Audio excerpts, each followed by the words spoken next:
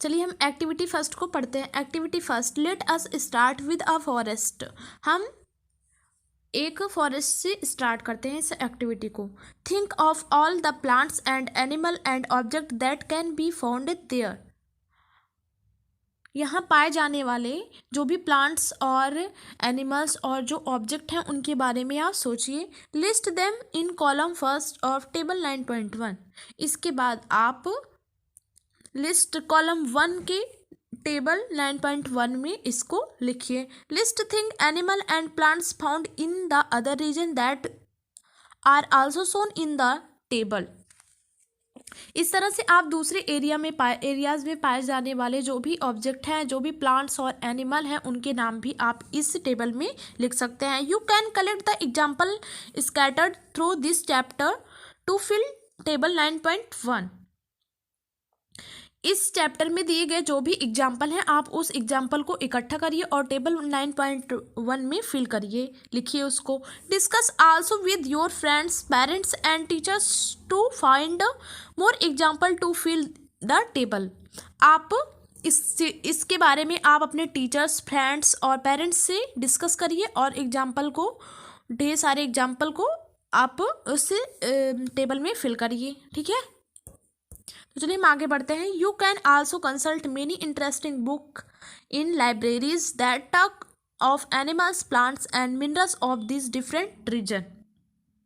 इसके अलावा भी आप अपनी लाइब्रेरीज में रखे हुए जो बुक्स हैं उसमें से आप उसकी हेल्प ले सकते हैं और उसमें जो भी प्लांट्स और एनिमल और उनमें जो मिनरल के बारे में आप जानकारी ले सकते हैं और इस टेबल में फिल कर सकते हैं, ठीक है। Try and include many plants and animal and objects big and small in each of the column in this table. इस टेबल के जो ये सभी कॉलम में छोटे बड़े जो भी एनिमल्स, जो भी प्लांट्स, जो भी ऑर्गेनिज्म पाए जाते हैं सबको आप उसमें फिल करिए। What kind objects were find may not be animal और प्लांट्स, ठीक है। इसमें कोई भी ऑब्जेक्ट हो सकता है या कोई भी ऑर्गेनिज्म हो सकता है, एनिमल या प्लांट, आप सभी को इसमें ऐड करिए। Perhaps part of plants like dried leaves और parts of animal like bones. आप प्लांट और एनिमल के अलावा भी कुछ जैसे कि पेड़ के जो ट्रीज होते हैं उसके पार्ट होते हैं, जैसे कि सूखी पत्तियाँ, और parts of animal like bones, और जो एनिमल्स होते हैं उनके पार्ट जैसे बोन के जो पार्ट हैं जो कि फॉसिल्स होते हैं, उसको भी आप इसमें ऐड कर सकते हैं, इन लिस्ट में ऐड कर सकते हैं, ठीक है। इसमें प्लांट, एनिमल या ऑर्गेनिज्म के अलावा भी आप जैसे कि सूखी पत्तियाँ और एनिमल के फॉसिल्स जो बोन होते हैं उनको भी आप इसमें ऐड कर सकते हैं, लिख सकते हैं, ठीक है। उसकी एक लिस्ट बना सकते हैं। We may also find different kinds of soils and pebbles।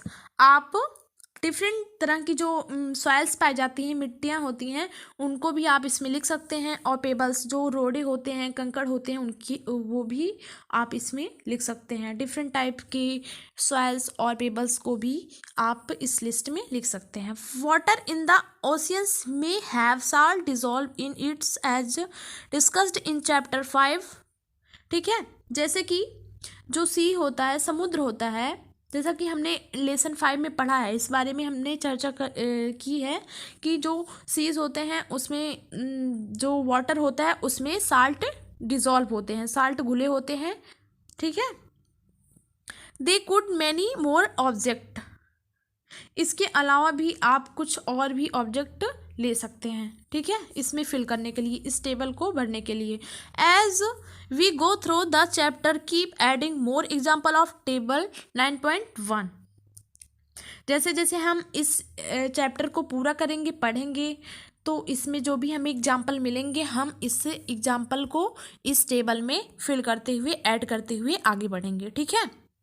तो चलिए हम आगे पढ़ते हैं। हेडिंग है हमारा 9.2 हैबिटाट एंड एडेप्टेशन, ठीक है। तो चलिए हम पढ़ते हैं। What do you find from the plant and animals listed in activity first. हमने एक्टिविटी फर्स्ट में आपके द्वारा जो भी टेबल तैयार किया गया है प्लांट और एनिमल का, जो हमने तैयार किया, आप जो तैयार किए हैं उससे हमें क्या क्या मिला? Did you find a large variety in them? क्या आपको डिफरेंट टाइप के लिविंग मिले? Look at what you have entered in the column for the dessert and column for the C in table 9.1. 9.1 आप टेबल 9.1 के dessert वाले column या जो उसमें सीज के कॉलम है, सीज के कॉलम वाले कॉलम को ध्यान से देखिए। सीज का कॉलम है और डिजर्ट का जो कॉलम है उसको ध्यान से देखिए। Did you list very different kinds of organism in these two columns? इन दोनों कॉलम में आपको डिफरेंट डिफरेंट टाइप के ऑर्गेनिज्म की लिस्ट दिखाई देती है। What are the surroundings like in these two reason?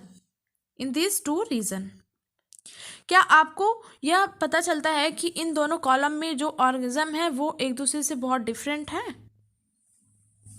ठीक है, तो चलिए हम आगे बढ़ते हैं। In the sea plants and animal are surrounded by saline salty water.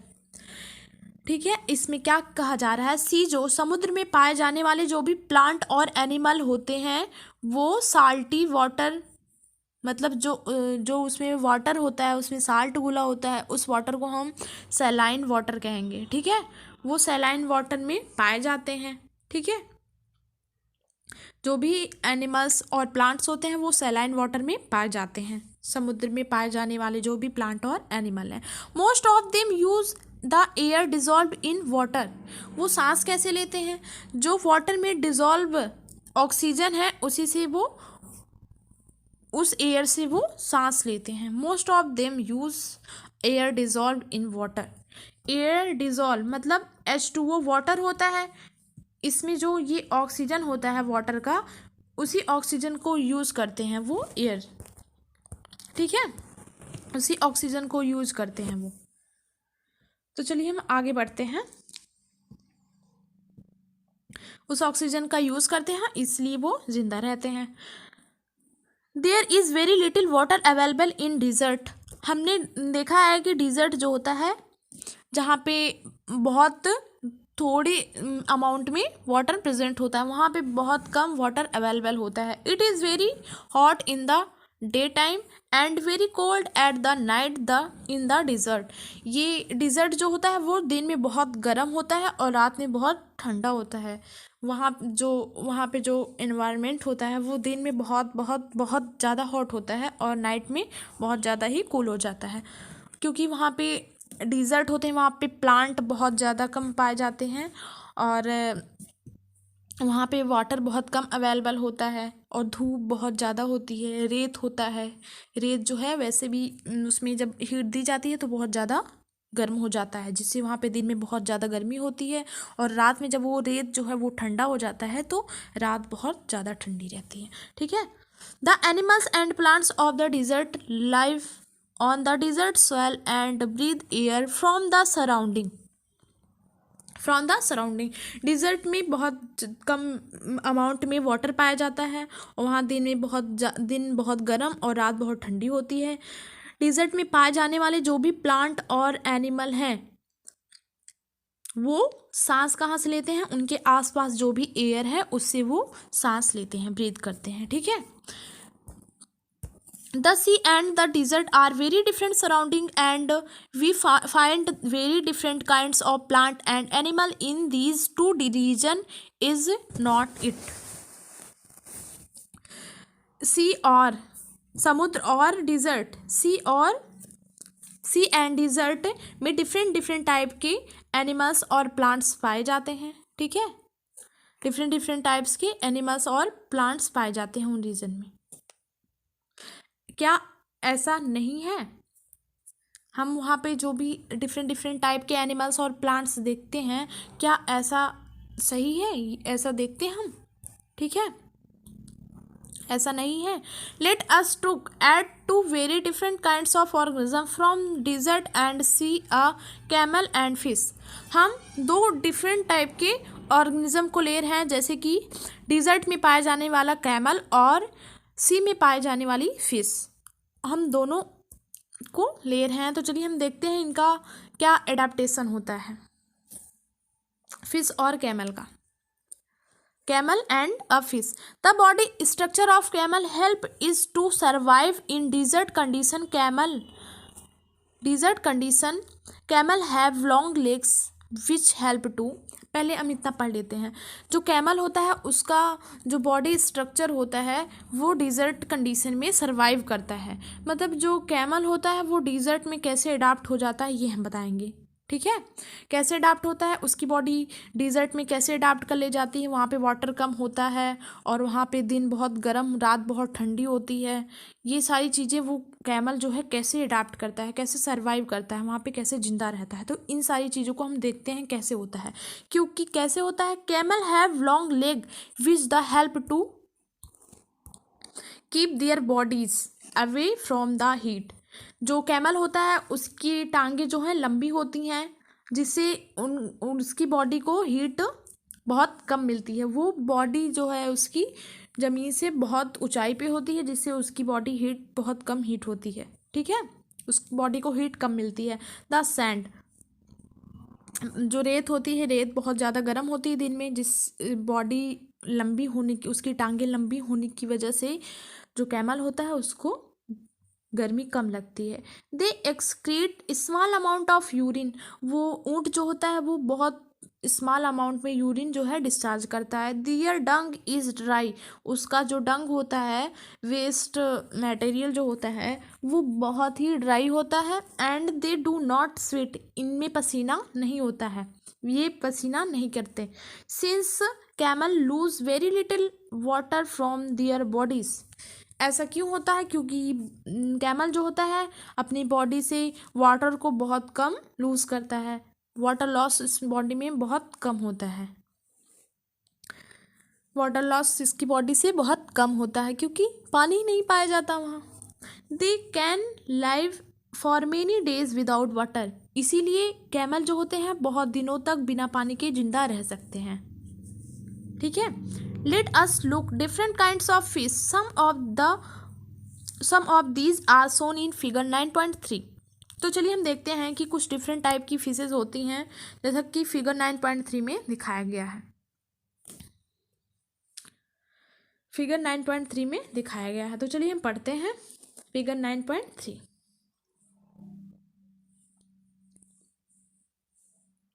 There are so many kinds of fish, but do you see that they all have some things common about their shape?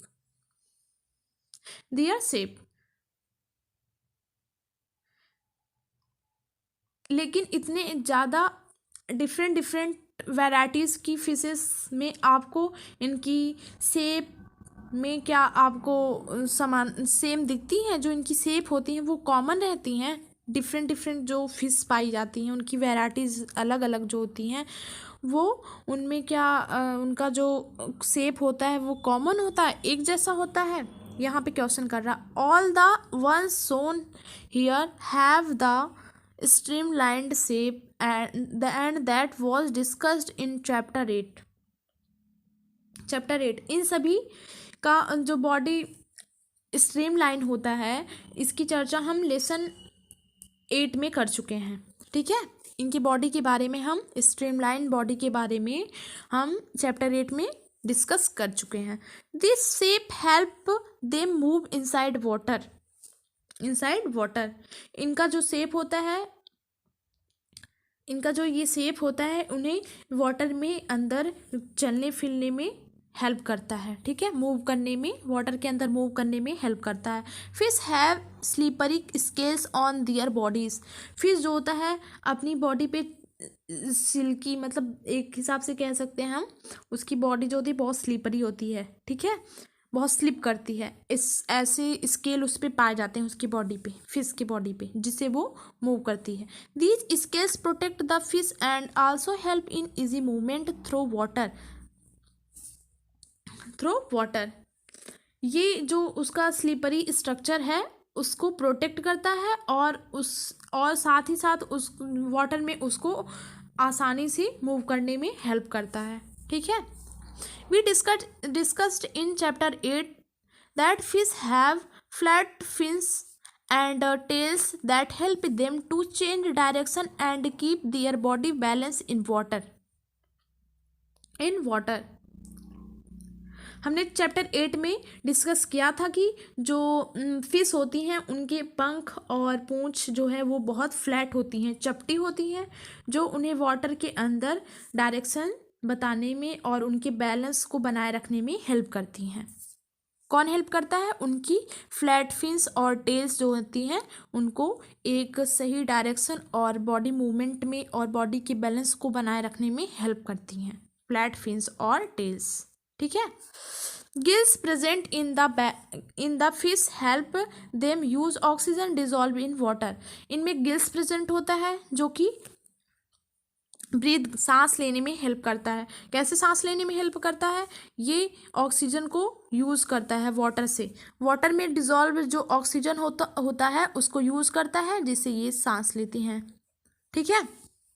यहाँ पे जो ये water का formula होता है, water में hydrogen और oxygen से मिलकर वाटर बना होता है, ये ऑक्सीजन को यूज करती हैं जिससे ये सर्वाइव करती हैं वाटर में। ठीक है, तो चलिए आगे हम पढ़ते हैं।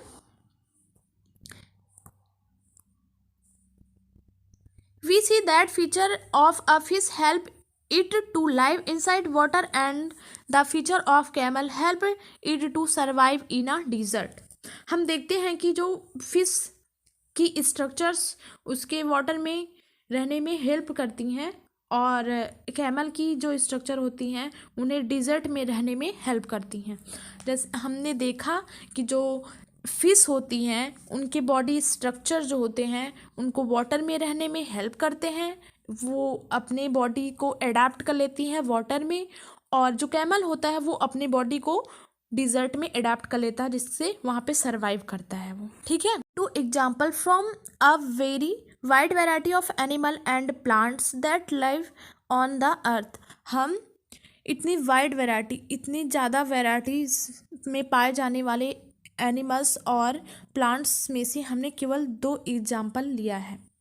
In all this variety of organism, we will find that they have certain features that help them live in the surroundings in which they are normally found.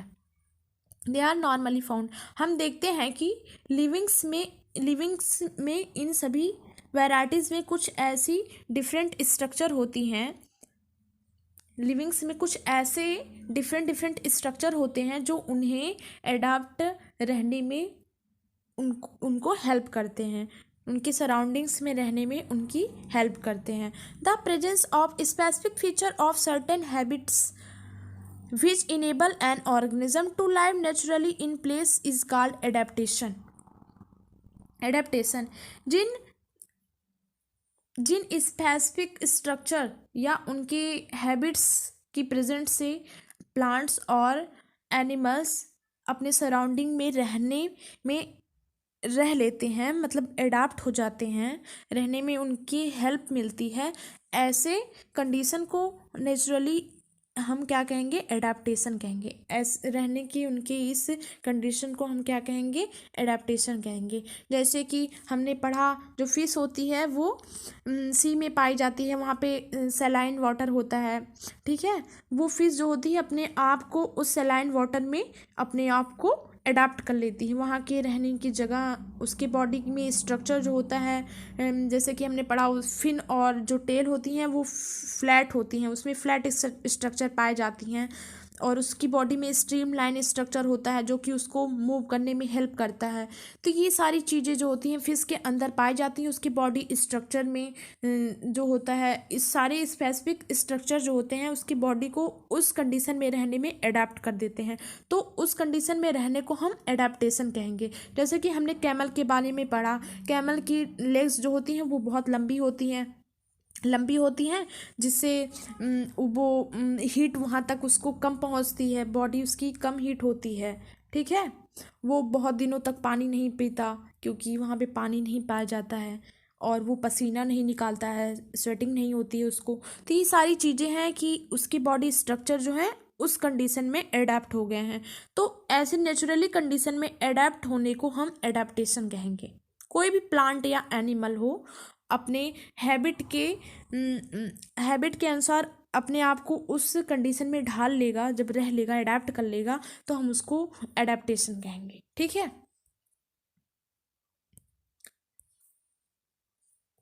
Adaptation of organism differ depending on their place developing, that is why fish cannot live out water and camel cannot live in sea।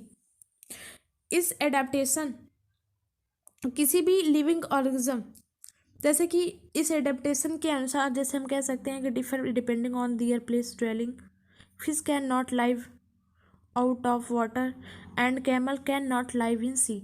इसमें यह कहा जा रहा है कि adaptation जो होता है बॉडी का, अपनी बॉडी का अलग अलग एडेप्टेशन होता है। जैसे कि हम फिश जो है उसको हम पानी से बाहर नहीं रख सकते क्योंकि वो मर जाएगी, और कैमल को हम समुद्र में नहीं रख सकते हैं, सी में नहीं रख सकते हैं, क्योंकि वो वहाँ पे जिंदा नहीं रहेगा, मर जाएगा। तो जैसी जो भी एनिमल, जो भी प्लांट है, जो जहाँ के लिए एडेप्ट है उसको वहीं वो रह लेगा, वहीं पे उसका एडेप्टेशन हो गया, वो वहीं पे सरवाइव करेगा, कहीं और नहीं सरवाइव कर पाएगा। तो यहाँ पे यही बताया जा रहा है। ठीक है, तो चलिए हम आगे पढ़ते हैं। The place where organism live is called habitat. ऐसे ऑर्गेनिज्म जहाँ रहते हैं उसको हम हैबिटेट कहते हैं। Habitat means dwelling place, a home. Habitats mean होता है ऐसे ऑर्गेनिज्म जहाँ अपने भोजन और एयर और अपनी ज़रूरतों को पूरा करने के लिए निर्भर होते हैं वहाँ के इन्वायरमेंट पे, ऐसे हम उसको कहेंगे हैबिटेट कहेंगे। ऐसी जगह को हम उसके हैबिटेट कहेंगे। यहाँ पे देखिए उस प्रोवाइड, ऐसा इन्वायरमेंट जिस उसको food, water, air, shelter provide करेगा, उसकी ज़रूरतों को पूरा करेगा उस ऑर्गेनिज्म के, तो उसको वहीं पे रहना वो पसंद करेगा। तो ऐसे जगह को क्या कहेंगे, हैबिटेट कहेंगे। ठीक है। Several kinds of plants and animal live in the some habitat. The plants and animals that live on land are said live in terrestrial animal। ऐसे प्लांट और एनिमल जो कि ज़मीन पर रहते हैं उनको हम टेरेस्ट्रियल हैबिटेट कहते हैं। Some example of terrestrial habitats जैसे कि forest, grassland, desert, coastal and mountains region, ये सब क्या है, टेरेस्ट्रियल हैबिटेट के एग्जांपल हैं। ऑन द अदर हैंड, इसके अलावा भी कुछ प्लांट्स और एनिमल के हैबिटेट होते हैं, जैसे कि